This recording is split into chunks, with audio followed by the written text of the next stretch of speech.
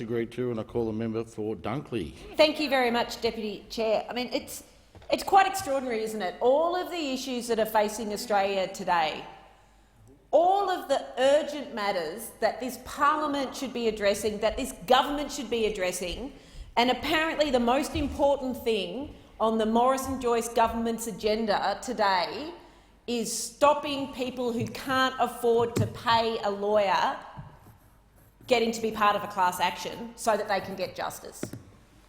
You know, what is their motivation in doing this? Who is the Morrison-Joyce government standing up for by trying to limit the ability of people who are damaged and have a legal right to claim that damages and can't afford the justice system to be able to do it, to get representation in a class action?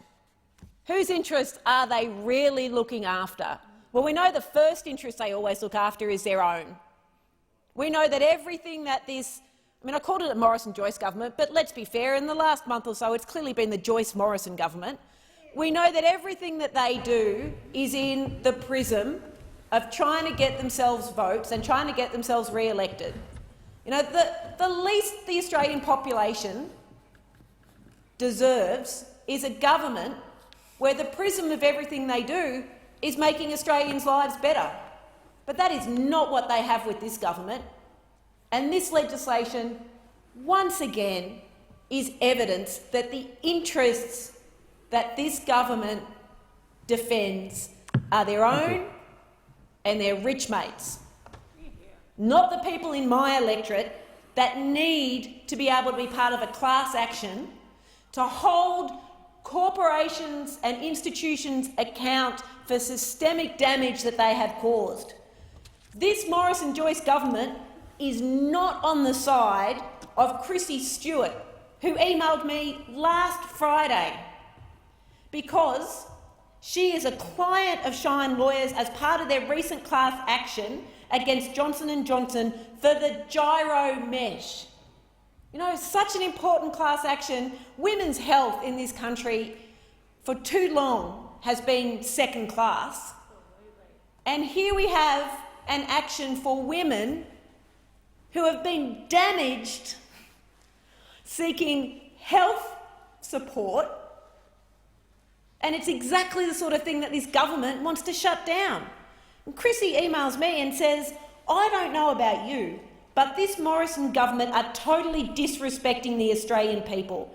They, as far as I can remember, I am sure, never went to the last or past elections telling of their intention to do this. This is wrong and so disrespectful. I, like many Australians, do not have the funds to take action when things go wrong. I feel like we are getting more and more like America. Just look at the proposed electoral changes they want to bring in. Yes, Chrissy, just look at them, and that's the next bill that this government wants to debate, restricting people's ability to vote. And Chrissy goes on to say, wrong, wrong, wrong. To me, Morrison and some of his counterparts are treading all over us. We are being treated as second-class citizens. I am praying that they won't get back in. There's a message for you, Prime Minister. There's a message for you, Treasurer. There's a message for you, everyone on that side of the chamber who's going to vote for this legislation. It's people like Chrissy from my electorate who can't afford to take on a giant like Johnson & Johnson, who need to access class actions to get justice. You know, there are many problems in our legal system that need to be addressed. You know, starting from a family law system that seems to heap more pain and more damage on vulnerable children and vulnerable women at some of the hardest times of their lives, where the response of this Morrison-Joyce government has been to abolish the family court to make it harder for them. Going to community legal centres who operate on the smell of an oily rag to help the most vulnerable people in this country and cannot for the life of them get this Morrison government to fund them to deliver the services that are needed. Going to people who have had their lives impacted by someone's actions against them, who too often decide not to go to court to pursue their lawful remedy because the costs of going to court, the delays of systems that are straining under underfunding, under systems that are archaic and haven't been updated, in the end wears people down and they just let it go. There are so many things in our legal system that if they really cared about justice and access to justice, this Morrison-Joyce government could be looking to improve. And what they choose is this piece of legislation to limit even further people's ability to get justice. I mean, I'm tempted to say it's extraordinary, but sadly, it just seems to be par for the course for this government. You know, as we have come out of this, or are coming out, we all hope, of this pandemic, as restrictions are easing, we know that there are going to be more and more people who are going to need to access the legal system as a result of being victims of domestic and family violence. And the Deputy Speaker and the Chair and I are on the Social and Legal Policy Committee of this House, and we held an inquiry into domestic violence during most of this pandemic. Every single witness who works in the system, from counsellors, people who work in housing for people who are victims of domestic violence, community legal centres, advocates, told our inquiry that instances of domestic violence during the lockdowns and restrictions went up, and that particularly women's ability to access services went down, partly because of the restrictions, meant they couldn't go out and access services, partly because for public health reasons they were locked in their homes with their perpetrators. And every one of those witnesses told us that they anticipated, when restrictions were lifting, an increase in the need for their services.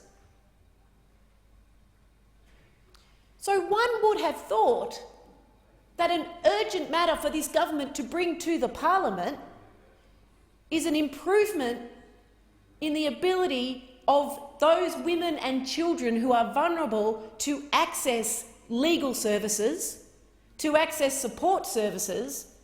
One would have thought the urgent matter that we should be debating today is how much extra money and resources should be put into community legal centres, legal aid commissions and the family and federal court system to deal with the anticipated increase in matters. But no. But no. It's difficult to know whether to be angry or just deeply disappointed at the priorities of this government. Perhaps they don't think there's enough votes in standing up for vulnerable people. Perhaps there's not enough political donations for them in standing up for vulnerable people. But that's what we're here to do.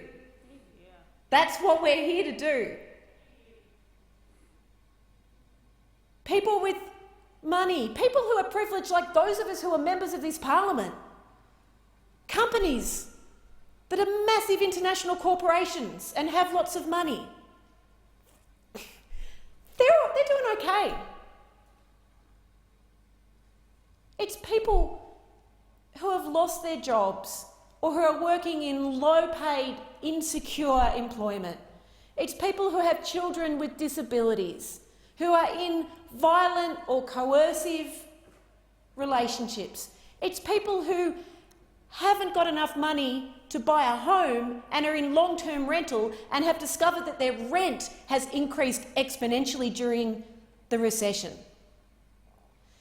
It's people whose public school is crumbling down around their ears and look 5 kilometres up the road at private schools that have swimming pools and Olympic running tracks and wonderful STEM centres.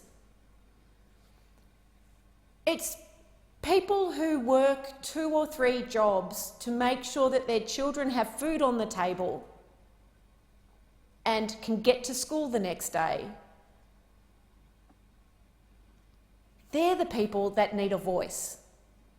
They're the people that need a government that says, I know how hard life is for you and has been for you, and my priority is to help you so that your life and your children's life and your community's life can be better.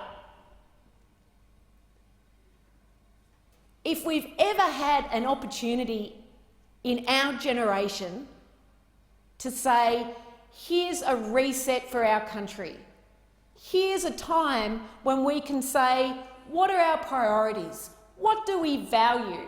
What do we want the future to look like for our children and our children's children? Surely it is now.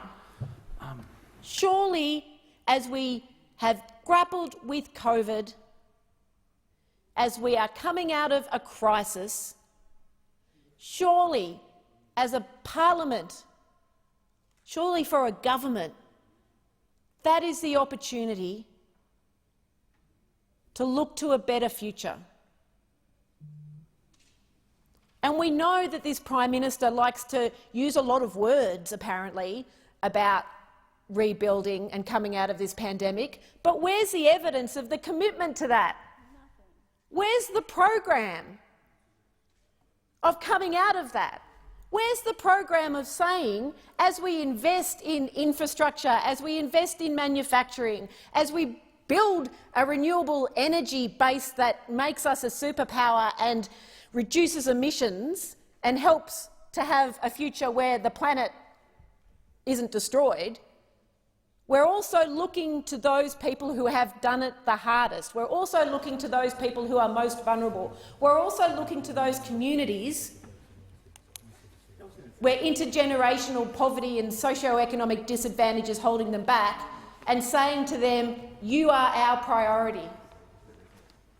What Australia deserves is a government that's on their side and on everyone's side, and says that as we look to economic growth, we look to economic growth that benefits everyone.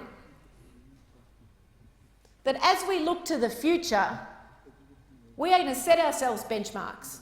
We are going to say that we have a legal system and a justice system that everyone can access, no matter how much money they earn, no matter where they live.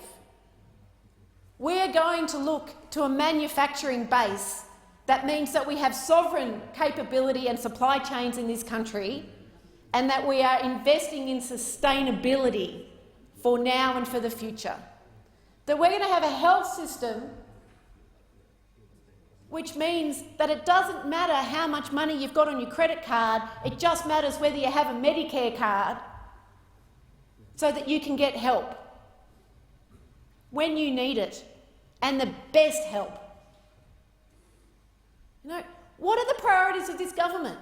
I don't know how many times I've stood in this chamber and written to the Minister for Health and said that in my electorate, bulk billing GP clinics can't get and keep doctors, which means that people in my community who can't afford to pay out of pocket to go to the GP get compromised health care because they can't get to a GP.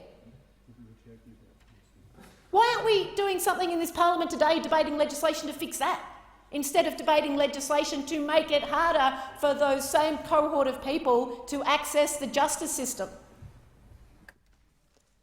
How many times do we have to stand in this chamber and say that the public education system should be the gold standard of education in this country, and that every child should get the best education possible, and that every educator in the education system should get all the resources they need to deliver that education. Why aren't we talking about that and debating that right now, instead of legislation to make it harder to get justice? Because this Morrison government is not on your side.